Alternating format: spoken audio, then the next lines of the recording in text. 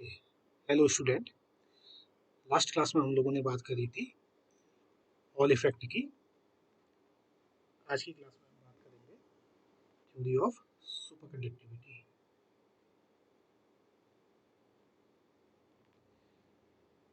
Theory of superconductivity. Okay,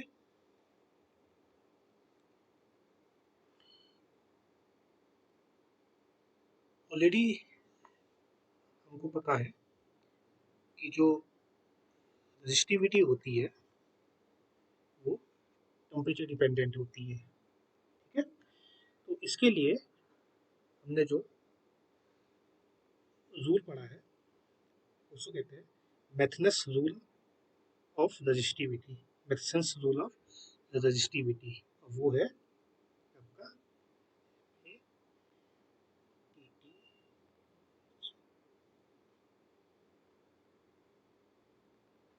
मैथसन्स rule of resistivity. और ये क्या है? ये है आपका resistivity, total resistivity equal to rho naught, that is residual resistivity plus temperature dependent resistivity। ठीक है, तो ये जो टेम्परेचर डिपेंडेंट रेजिस्टिविटी है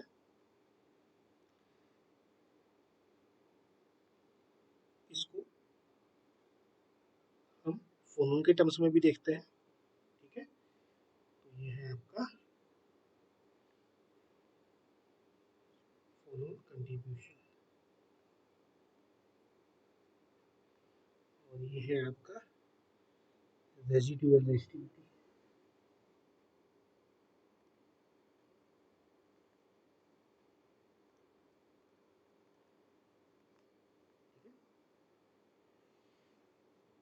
इसको दूसरे तरीके से कैसे लिखा जाता है? रो इक्वल टू, ये ऑलरेडी हम लोगों ने फ्री इलेक्ट्रॉन थ्योरी में या सॉलिड्स की थ्योरी में हम लोगों ने एनालिसिस करी है। m upon N E square 1 upon tau impurity plus 1 upon tau phonon. ठीक है, so rho not equal to m upon N E square tau impurity. It means जो आपका रो नॉट है वो आपका इम्प्योरिटी पे डिपेंड करता है। अगर इम्प्योरिटी आपकी जीरो होगी तो आपका रो नॉट का जो पार्ट है दैट इज रेजिडुअल रेजिस्टिविटी वो आपकी जीरो की तरफ टेंड करेगी। और अगर रोटी को देखें तो रोटी है आपका m upon N E square tau four. ठीक है, तो ये आपका टेम्परेचर डिपेंडेंट रेजिस्टिविटी।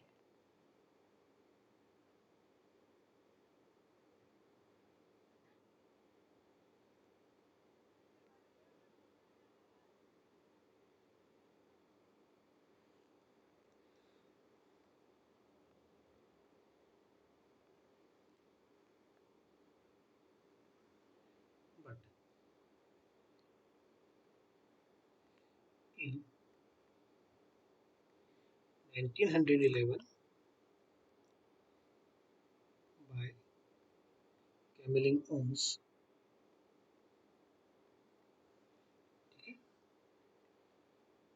उन्होंने क्या एक्सपेरिमेंट में देखा कि दे आर सर्टेन मटेरियल्स,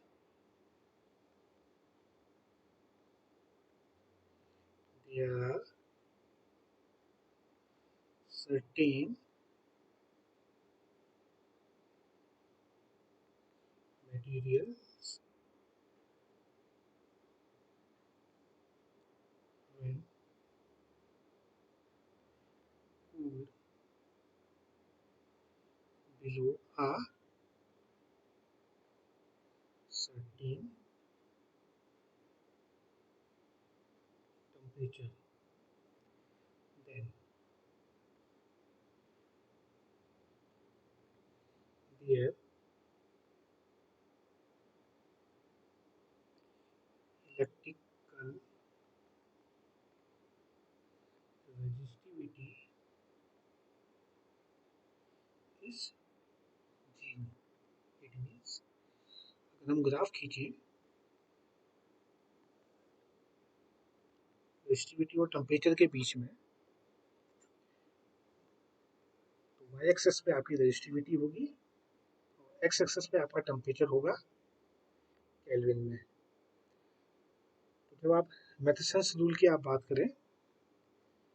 करेंगे तो उस टाइम पे आपका जो रो है वो rho not plus rho T है। तो रो नॉट वाला पार्ट ये है, इस rho not it is residual resistivity, और जो रो टी वाला पार्ट है टेम्परेचर डिपेंडेंट पार्ट वो ये है, it is impure material.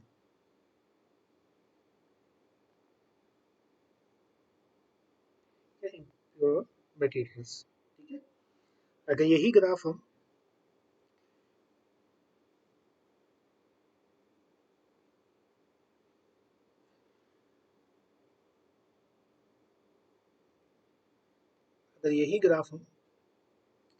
Pure material के लिए खींचे, ठीक है, प्योर मेटल्स के लिए खींचे, तो वो जो ग्राफ बनेगा कुछ इस तरीके का बनेगा कि अगर हम जीरो टेम्परेचर की तरफ टेंस कर रहे हैं तो ये आपकी जो रेजिस्टिविटी होगी वो जीरो की तरफ टेंड कर जाएगी, ठीक है। तो ये तो फ्री इलेक्ट्रॉन थ्योरी के टर्म्स में हमने चीज़ें पढ़ी हैं।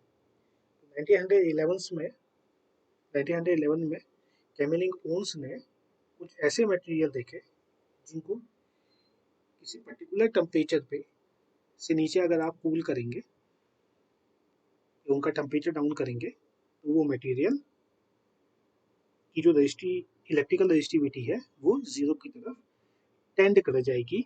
वो इस तरीके के मटेरियल्स को सुपर कंडक्टर कहते हैं। तो जो सुपर कंडक्टर का जो ग्राफ आपको देखने को मिलेगा वो कुछ इस तरीके का होगा।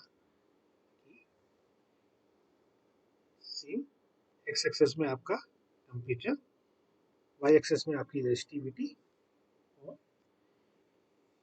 ये जो है आपका कुछ इस तरीके से आपको यहाँ पे देखने को मिलेगा। तो अगर हम इसको नीचे की तरफ टेंड करेंगे, ठीक है, तो ये आपका नॉर्मल मटेरियल और नॉर्मल कंडक्टर, ये फिगर है आपका सुपर कंडक्टर, और ये पर्टिकुलर टेम्परेचर होता है सुपर कंडक्टर के लिए, that is called critical temperature, ठीक है। टीसी इक्वल टू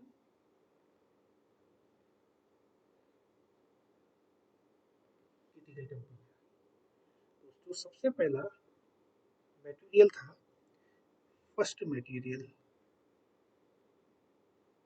जो हमको सुपर कंडक्टर मिला 1911 में, वो था आपका मरकरी, और जिसका क्रिटिकल टेम्परेचर है आपका 4.2 केल्विन, ठीक है।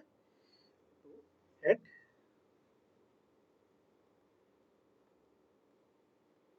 T equal to Tc equal to 4.2 Kelvin, rho equal to 0, और सिग्मा इक्वल टू इन्फिनिटी। अगर परफेक्ट कंडक्टर हो जाएगा तो उसकी कंडक्टिविटी इनफाइनाइट टर्म्स में आपकी चेंज हो जाएगी, ठीक है।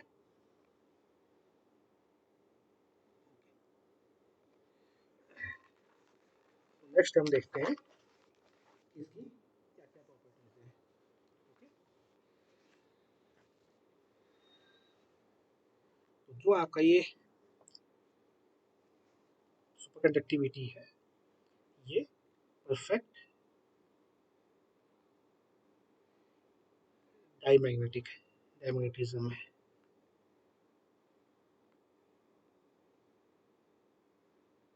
परफेक्ट डायमैग्नेटिक मटेरियल से है, या इस प्रॉपर्टीज को कहते हैं आप perfect diamagnetism. It means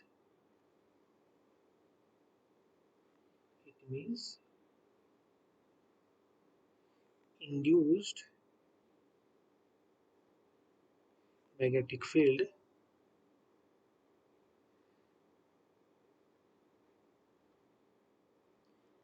cancel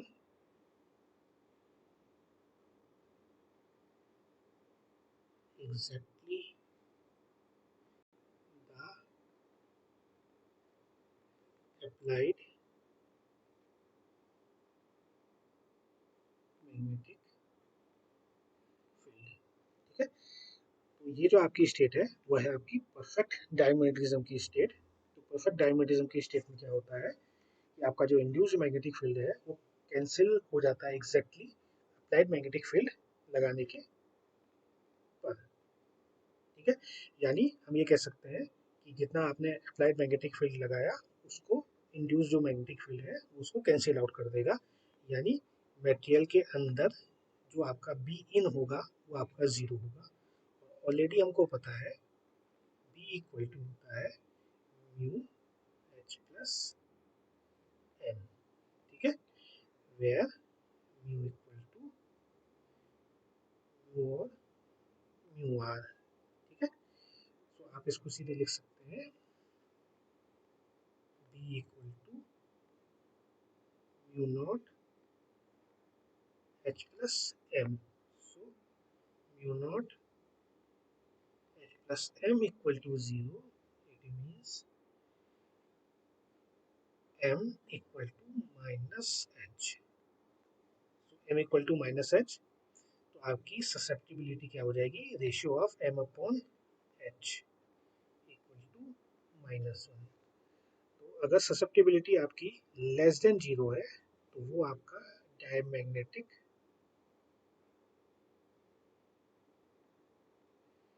materials होता है। ठीक है, तो अब इसको कैरेक्टराइज कैसे किया जाएगा। तो पहले तो ये डायमैग्नेटिज्म की स्टेट्स है। ठीक है, तो इसकी कैरेक्टरिस्टिक्स अगर हम देखें तो ये हो जाएगी 0 इलेक्ट्रिकल रेजिस्टेंस, ठीक, और perfect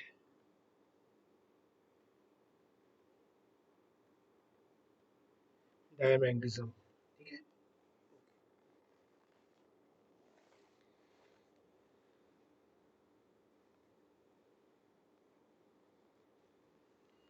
so by Ohm's law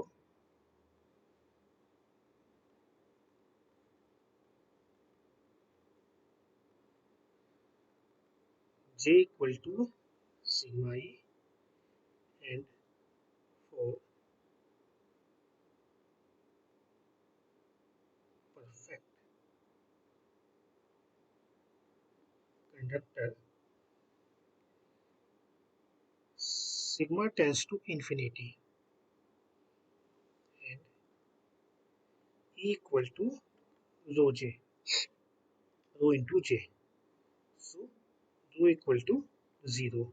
So rho equal to 0, it means E equal to 0 and as well as B equal to 0। ठीक है, तो ये आपके जो सुपर कंडक्टर्स हैं वो आपके परफेक्ट कंडक्टर होते हैं, but not good for thermal conductor. ये आपके गुड थर्मल कंडक्टर नहीं है। ठीक है, तो अगर आप इसके ग्राफ को देखें,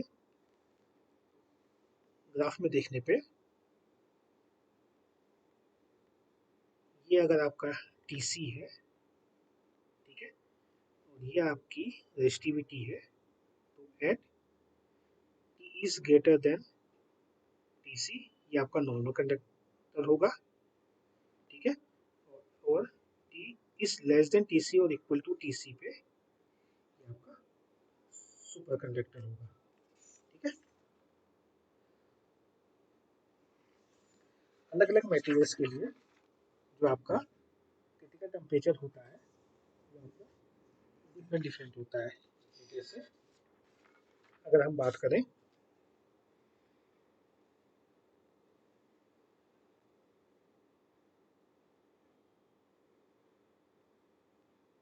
सेमीकंडक्टर्स की, जैसे आपका जो SI है, GE है, SE है और TE है, ये आपके वो सुपर कंडक्टर हैं जो हाई प्रेशर पे सुपर कंडक्टर बनते हैं और इनका जो ट्रांजिशन टेम्परेचर है वो लो है। ठीक है।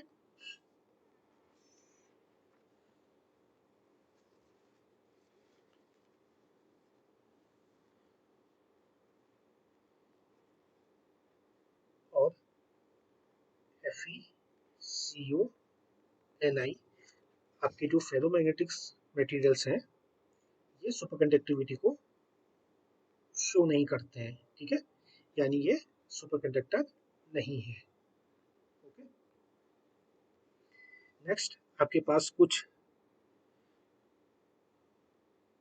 ऐसे सिरामिक्स हैं जिनको हम इस तरीके से लिखते हैं BA2CO3O7-X।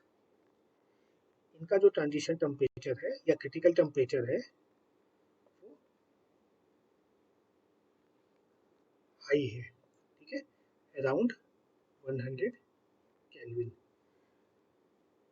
इसके लिए जब किसी सुपरकंडक्टर का जो क्रिटिकल टेम्परेचर होता है वो हाई होता है, तो उस कैटेगरी में इन सुपरकंडक्टर्स के लिए एक अलग एरिया है और उस एरिया को कहते हैं, या एक अलग फील्ड है, उस फील्ड को कहते हैं high temperature super conductivity, that is HTSC।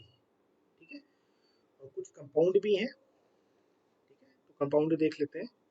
जैसे है आपका NB3Al जिसका क्रिटिकल टेम्परेचर है आपका 17.5 केल्विन। NB3SN जिसका क्रिटिकल टेम्परेचर है आपका 18.05। और एक और कंपाउंड देखते हैं जो है आपका Tl2, Ca2, Ba2, CO3, O10। इसका जो क्रिटिकल टेम्परेचर है वो है 120